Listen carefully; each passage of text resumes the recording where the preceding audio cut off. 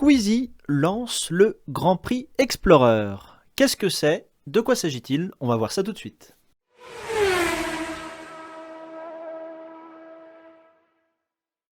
Alors, comme vous avez pu le voir dans les dernières infos sorties il y a à peu près une semaine, Squeezie, eh oui, nous met de la Formule 4 au menu de son prochain live le 8 octobre 2022. Vous allez me dire, c'est pas encore pour tout de suite, mais ça va quand même arriver à grands pas.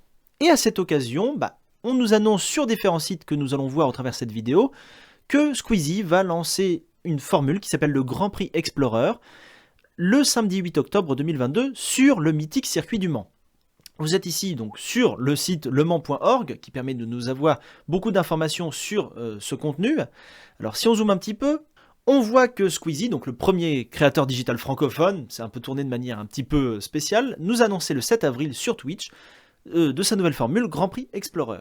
À cette date du 8 octobre 2022, il y aura donc un Grand Prix de Formule 4 sur le mythique circuit du Mans. Alors, c'est pas vraiment le mythique circuit du Mans en entier, mais c'est une partie du circuit du Mans. Ça concerne exactement le circuit Bugatti du Mans. C'est notamment là où se passe le Grand Prix de France de MotoGP, pour ceux qui connaissent. Et on a une liste de 20 pilotes qui a été annoncée, répartie en 10 écuries bien évidemment, pour la Formule 4. On aura donc 5 phases d'entraînement encadrées par les professionnels de la Fédération Française Sportive Automobile, donc c'est pas rien, et à l'issue des qualifications, la position sur la ligne de départ sera déterminée. On a donc eu les nouvelles équipes, je peux aller voir du coup sur différents sites à droite à gauche, et on a vraiment beaucoup d'informations. On a notamment des chaînes d'informations, et tout d'abord l'Instagram qui lui est le Grand Prix Explorer, donc l'Instagram créé spécialement pour l'occasion. À la date où je fais la vidéo, on est une semaine après l'annonce officielle par Squeezie de ce Grand Prix Explorer. Et on a déjà 78 000 abonnés sur cette chaîne, ce qui est relativement impressionnant pour seulement quelques posts. On a notamment des posts sur le type de monoplace sur laquelle on va aller, les pilotes, et petit à petit on voit les équipes se dessiner, on voit les équipes de Villebrequin, Despiello et Valouz, donc Despiello le youtubeur un petit peu francophone numéro 1, je vous invite à aller voir d'ailleurs ma vidéo sur les 10 francophones sur le monde de la F1, et donc du coup on va être Joyka et Théo Babag, donc on a quand même des équipes qui commencent à se déterminer. Si vous ne savez pas ce que c'est la Formule 4, je suis allé voir pour vous, bien évidemment, donc tout simplement la page Wikipédia, où nous avons la Formule 4 qui est, pour résumer, on avait de la Formule Renault et d'autres formules un peu partout dans le monde qui fonctionnaient très très bien. Suite à cet engouement et quand même un argent important qu'il fallait mettre pour pouvoir courir dedans, la FIA, la Fédération Internationale de l'Automobile, a décidé de un peu uniformiser, tout comme la F1, la F2 et la F3 qui étaient uniformisées, mais fait également de manière régionale, la F4 a donc des compétitions de FIA Formule 4 actuelles, dont vous avez le tableau actuellement devant vous. Il y en a dans différents pays du monde, ça va de l'Italie aux États-Unis, en passant par le Danemark, le Brésil, le Japon, donc c'est assez mondial, mais à chaque coup vous voyez que les monoplaces sont un peu différentes. Si je clique par exemple sur les championnats français, vous voyez que c'est la Mygale, donc qui est assez reconnaissable avec cette fameuse aération, cette entrée d'air sur le côté, qui n'est pas vraiment une entrée d'air, je sais, les puristes vont me dire beaucoup de choses, donc c'est une forme assez caractéristique, mais vous avez également d'autres formes, comme je pense la Tatus, bon, on la voit pas très bien mais elle est démontée, mais en gros ça reste des monoplaces petites mais très performantes qui montent à plus de 200 km/h. Et donc suite à cette formation par la FIA de la Formule 4 officielle de manière régionale, donc ça date d'il n'y a pas longtemps, c'est moins de 10 ans, de 2014 à 2021 pour les plus récents, donc pour le côté américano-latin à peu près, et il y en a des plus ou moins reconnus, mais en tout cas ça prend forme. Et je trouve personnellement que c'est une énorme annonce de voir Squeezie se lancer dans un tel projet. C'est vraiment lui qui fait ce projet clairement, et il l'avait fait lors d'une annonce. Alors je suis sur son live, je vous mettrai le lien de sa chaîne et de la vidéo, mais en gros en prenant des images, vous voyez qu'il avait annoncé que 20 pilotes dans 10 écuries allaient faire le matin les essais libres et les qualifs, et l'après-midi la course et la remise des prix. Ça va être assez tendu pour un 8 octobre, c'est pas un week-end classique, d'ailleurs ça sera un samedi. Et donc il nous montre à cette occasion le circuit Bugatti, qui donc est un circuit de 4,2 km de long, si on réduit. C'est une forme un peu depuis 1965. Je suis allé voir du coup ce circuit, j'ai essayé de le comparer à d'autres circuits, mais en gros on retrouve bien ce tracé avec les courbes caractéristiques. Si vous regardez les courses de MotoGP, vous le connaissez parfaitement.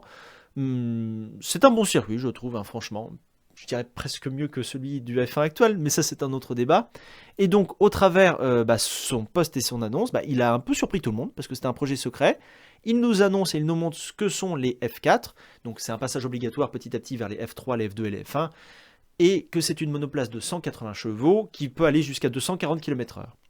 On apprend aussi que, passé cette vidéo, que les pilotes ont déjà pu tester un peu les monoplaces, ce qui est vraiment impressionnant. Et je vais en arriver enfin à la liste des concurrents. Donc j'ai une photo assez floue, mais j'ai une liste également un petit peu dessous. Enfin, je vais vous le mettre comme ça parce que sinon après on voit trop.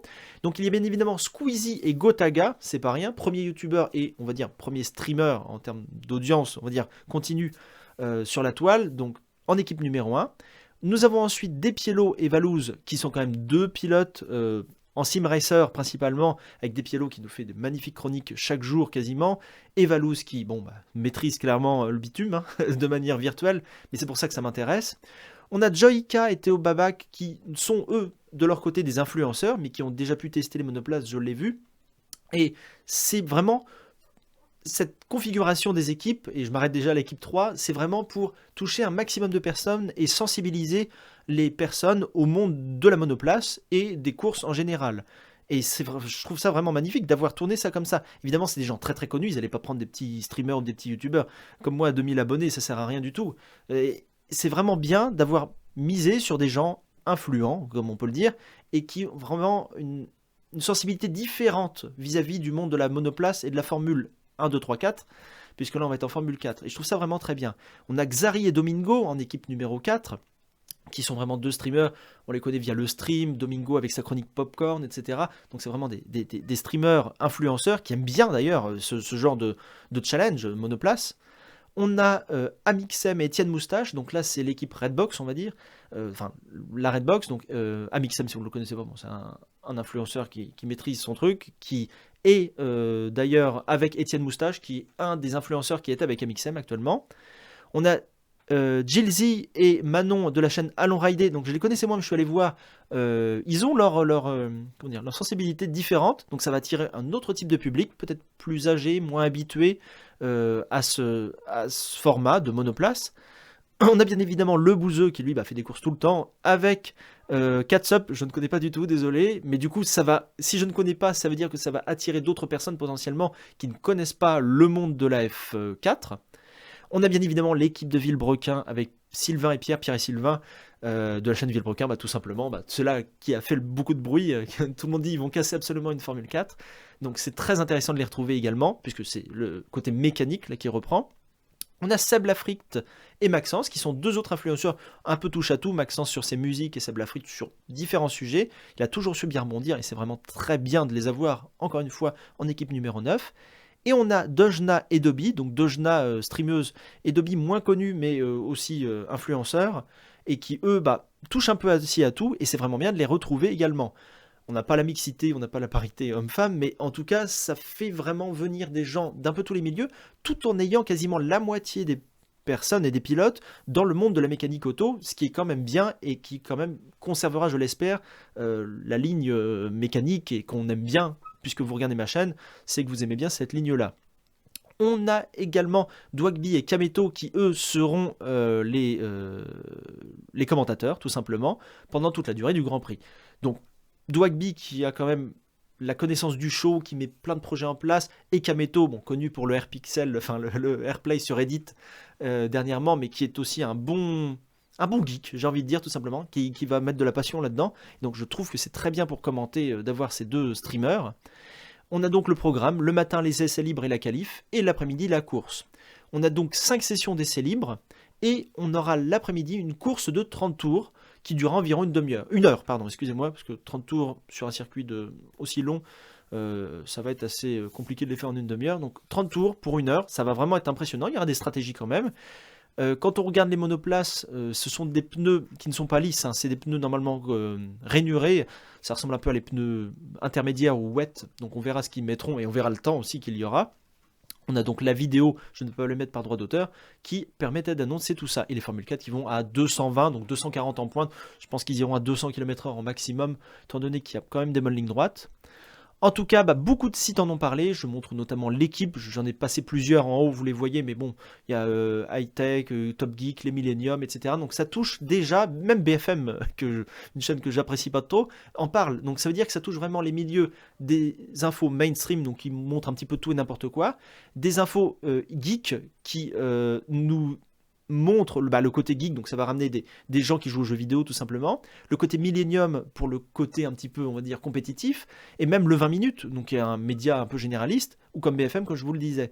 Même la FIA, du coup, explique ce que est la F4, et quand on va directement sur le site du Grand Prix du Mans, ils en parlent directement. Donc c'est vraiment un rassemblement pour faire un coup de pub, et je trouve que c'est très bien, sensibiliser les gens aussi à bien conduire, tout simplement sur la route, ça peut être bien aussi d'expliquer ça, et je trouve vraiment ça bien, et c'est pour ça que j'en parle sur ma chaîne, parce que c'est un événement français, et à ma connaissance, j'ai pas eu de gros événements comme ça, peut-être aux États-Unis, mais de gros événements qui réunissent des influenceurs à plusieurs millions d'abonnés chacun, ils ont quasiment au-dessus d'un million, où ils ont beaucoup d'interactions en tout cas chaque jour avec leurs abonnés et leurs personnes qui connaissent, donc c'est vraiment une bonne chose. C'est pour ça que j'en parle, c'est pour ça que j'en fais une vidéo, et j'espère que ça vous intéressera d'aller voir, je vous mettrai quelques liens dans la description bien évidemment, si vous n'avez pas Instagram, vous pouvez aller voir sur d'autres sites, ActuStream, voilà, enfin des sites qui résument bien, l'équipe par exemple qui en parle tout simplement, c'est des sites vraiment d'infos. Et donc du coup, on retrouvera toutes ces Formule 4 donc, qui feront de la promotion pour le monde de la Formule 1, donc des monoplaces. Et on se retrouvera donc sur le circuit Bugatti du Mans. Donc voilà, pour vous rappeler le circuit. 4 km 100, 1429 exactement, si on prend le circuit comme il est. Et en tout cas, c'est que des bonnes infos. Et c'est un sacré coup de surprise, cette annonce. Et franchement, c'est que du plus et que du bonheur de voir ça. Je sais pas ce que vous en pensez. Mettez-moi dans les commentaires ce que vous en pensez. N'hésitez pas à mettre un petit pouce en l'air et à vous abonner à ma chaîne quand même, hein, pour espérer un jour être sur ce Grand Prix. Mais bon, ça sera pas tout de suite. En tout cas, ça m'a fait plaisir de vous en parler. Et voilà, la vidéo est terminée. Vous pouvez aller voir d'autres vidéos sur ma chaîne et vous abonner. C'était NoNoFlight. Salut, salut!